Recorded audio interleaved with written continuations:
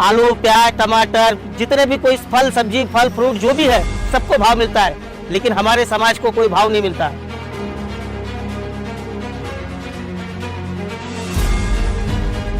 जो काम धंधा करके चोरा चपाटिया कोयला बेचना है, ये अपने को खाना है, बाकी कुछ हमारा समाज सुधरता नहीं।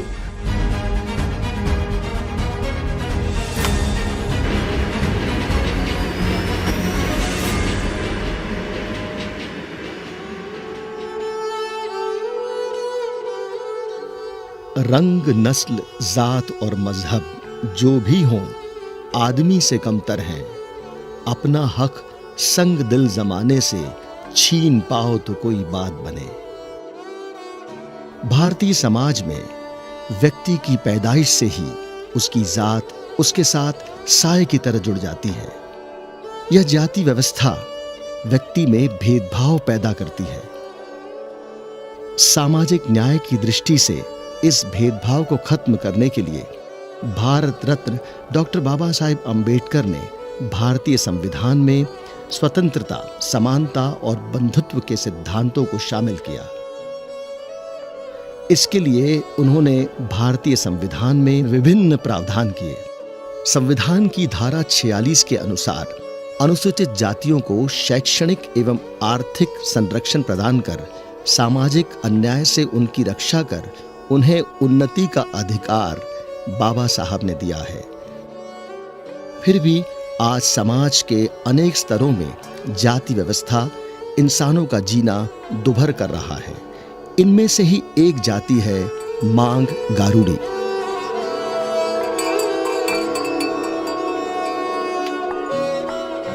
जाति पंचायतों के एक अध्ययन में बताया गया है कि इस समुदाय को मातंग समुदाय की उपजाति माना जाता था। मांग गारुड़ी समुदाय का पेशा भैंस पालना था। साथ ही गारुड़ी समुदाय के लोग जादू और हस्तशिल्प व्यवसाय में भी शामिल थे। महाराष्ट्र में अनुसूचित जातियों का अनुपात 11.81% है। मांग गारुड़ी अनुसूचित जातियों में सबसे पिछड़ी जाति मानी जाती है। लेकिन महाराष्ट्र शासन की अनुसूचित जातियों की सूची में मांग गारुड़ी जाति की पृथक प्रविष्टि धारा 47 में की है। मांग गारुड़ी जनजाति आज भी अपने मौलिक अधिकारों के लिए लड़ रहा है, संघर्ष कर रहा है। यहाँ पे लोगों की ऐसी कंडीशन है, अपने भीख मांग के अपना गुजारा करते हैं, पेट भरते हैं। शादी का खाना लोगों को मांग के अपने बच्चे पाल के बड़ी किया है। यहाँ पे आज भी वो परिस्थिति है कि यहाँ पे बच्चे खातों पे घूमते हैं, ना उनको शिक्षा मिलती है, गवर्नमेंट स्कूलों में जा नहीं सकते, उनको कपड़े नहीं है ढंग से। फिर भी कुछ बच्चे अभी पढ़ रहे, लिख रहे, हो सके उनको जीवन में कुछ तरक्की मिले, लेकिन ऐसी उम्मीद तो है ही नहीं कि उनको कोई तरक्की मिल सके।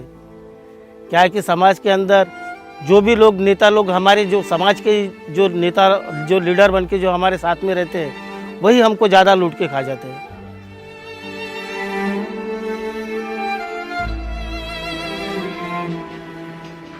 महाराष्ट्र के कोल्हापुर, पुणे, नासिक, बुल्ढाना, नांदेड़, सोलापुर, वर्धा और नागपुर जिलों में इस समुदाय की सबसे बड़ी आबादी दिखती है। पहले गारुड़ी समुदाय के पुरुष घुटनों तक छोटी धोती पहनते थे। इस समुदाय की महिलाएं साड़ी पहनती थीं। पड़ोसी और शिबारी बोलियां बोलने वाले ये लोग जैसे तैसे अपना गुजर बसर करते हैं। मातंग ऋषीला 5 रागामध्ये सण होत नव्हतं, हा बसव्याच्या विरोधाला निघालता।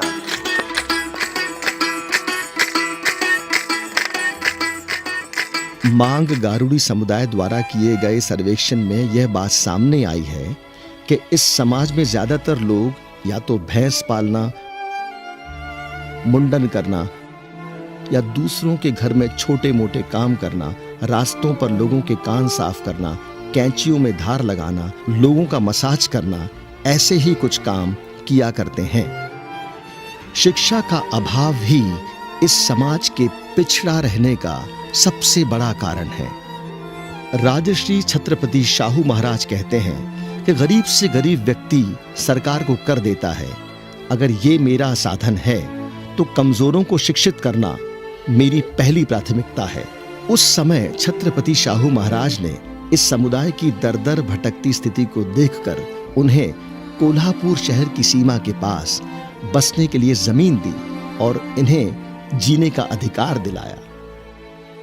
सरकार ने ज़्यादा से ज़्यादा उनके लिए कोशिश करना चाहिए। उनके बच्चों को पुलिस में भर्ती करना चाहिए, उनके बच्चों को बैंक में भर्ती करना चाहिए, तब कहीं जाके इनका मेन स्ट्रीम में आने का सपना पूरा होगा। अन्यथा इनके ऊपर में लगातार ऐसे जुल्म होते रहेंगे, गांव के बाहर रखा जाएगा। हमारे संविधान का मूल मंत्र है समाज में समानता को स्थापित करना, और समानता का सच्चा अर्थ है सभी को समान शिक्षा, समान अवसर और समान सुविधाएं प्राप्त हों।